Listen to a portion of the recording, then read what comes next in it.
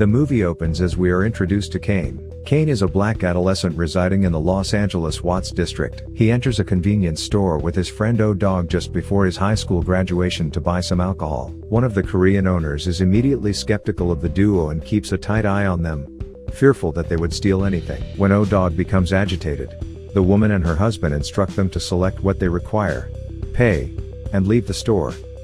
As they walk away, the man says to O-Dog, "I feel bad for your mother." Caine is startled as O-Dog pulls out a revolver and shoots the man, dropping the beer bottle he'd been sipping from. O-Dog snatches the screaming woman and drags her into the rear of the store, demanding she hand him the security camera tape. Several more rounds are fired, and O-Dog returns to the register, despite Caine's objections. Furious that there's only $10 in the cash drawer, he goes through the deceased man's pockets and sock, discovering several $100s more. The two bolt from the store. Caine is a low-level drug dealer who was taught how to survive and make money on the streets by his deceased father's business partner, Purnell. Caine comments on how many black male teenagers are not anticipated to live into their 20s or how they may wind up in prison. For instance, take Purnell, who became a big brother to Caine when his father died, followed not long after by his mother. Caine lives with his mother's parents, who are now understanding that Caine's increasingly violent habits are destroying him, and that he can't live with them for much longer without bringing Caine's criminal life into their home. Caine witnessed his father murdering someone he knew during a card game at a young age,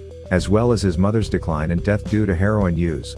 Caine is very close to O-Dog and their friend Stacy, a teenage father, and Sharif, who has become a devout Muslim. Caine's other buddy is Ronnie, Purnell's ex-girlfriend, who has a son, Anthony, at home. Caine successfully completes secondary school. Caine, his cousin Harold, and a few other members of their little group decide to go out for food after a graduation party. Harold and Caine are kidnapped on their way there. Harold tries to reach for his weapon covertly, but he is shot and left for dead on the street. Caine is shot in the shoulder as well. His companions drive him to the ER, while Sharif stays behind with Harold, who is now dead. Caine spends a week in the hospital before returning to his grandparents' home. Caine's grandfather gives him and O-Dog a short speech in which he cites scripture, but it has no effect on them. When they go, O-Dog has some good news. He knows where to find the carjackers who shot his comrade and murdered Harold. When Caine arrives at his friend Chauncey's house, he is shocked to find O-Dog openly playing the tape they stole from the convenience store, particularly the part where he murders the owner.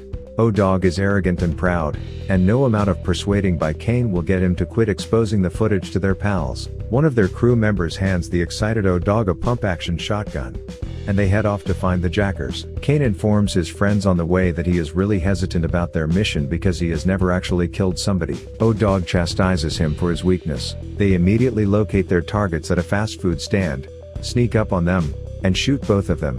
One of them, badly injured, flees and runs right into their friend A-Wax, who kills the man with several more rounds. Later, Caine appears guilty but also numb, as though he doesn't know how to feel. The following day, Caine and O-Dog are assigned the duty of stealing an automobile by their friend Chauncey. They come across one in a parking garage, where a suspicious attendant phones the cops while they're inside. The cops barricade the exit, so they flee, hiding behind another car on a lower level. The cops let out a German Shepherd, who found them both. While awaiting arraignment, Caine is questioned by a detective on an unrelated case.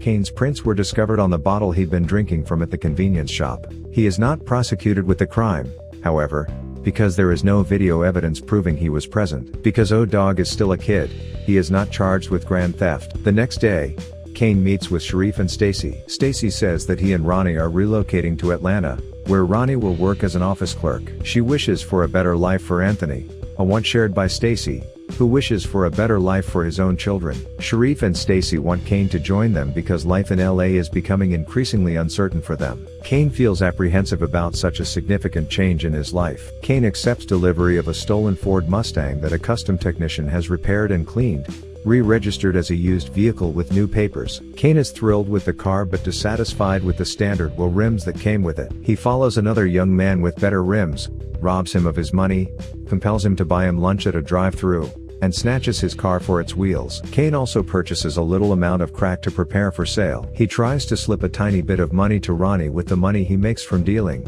but she refuses. She's also enraged that Caine showed Anthony his Beretta pistol. Ronnie kicks him out of her home. Caine woos a young woman in the park just before a picnic with his mates. Following the picnic, Caine meets with Sharif and his father, a teacher at a nearby high school, who attempt to persuade Caine to relocate to Georgia with Ronnie and Stacy. When Sharif's father asks Caine where he thinks he'll be in a few years, he remains hesitant and lacks a definite answer. Later, Caine and Sharif are driving around the neighborhood in Caine's new Mustang when they are stopped by the cops, who allege the car is stolen. Caine and Sharif are both forcibly arrested and shoved into the back of a police cruiser. Instead of transporting them to processing, the cops abandon them in a Latino neighborhood, believing they will be attacked or even killed by Latin gang members. The gang members, though, are sympathetic and transport both of them to the hospital. Ronnie pays Caine a visit in the hospital and inquires about her plans to relocate to Georgia. Caine is still hesitant. Caine reunites with Elena, the young woman he met in the park, and they have sex. She subsequently phones him and informs him that she is pregnant. Caine refuses to accept responsibility and dismisses her,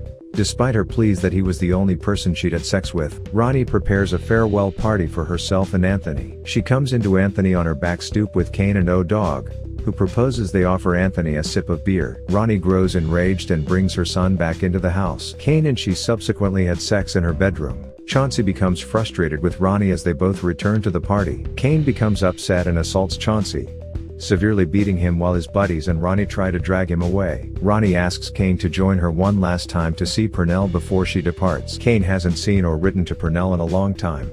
He tells his pal that he doesn't want to see him imprisoned. Purnell appears to be aware that Ronnie has begun a connection with Caine and even lends his approval. Caine is later approached by Elena's cousin, who insists that Caine accept responsibility for his poor treatment of Elena. Caine refuses and brutally assaults the young man in front of his grandparents. They bring him back into the home and warn him he's grown too unpredictable and violent to live with them any longer. Caine finally chooses to accompany Stacy and Ronnie to Georgia. On the day they leave, Ronnie supervises Caine, Stacy, and O-Dog's packing and loading of her belongings. Caine is sent outside to retrieve Anthony, who has been riding his new big wheel on the sidewalk. A car full of Elena's cousin's buddies appears around the corner. They are all armed and open fire on Ronnie's home.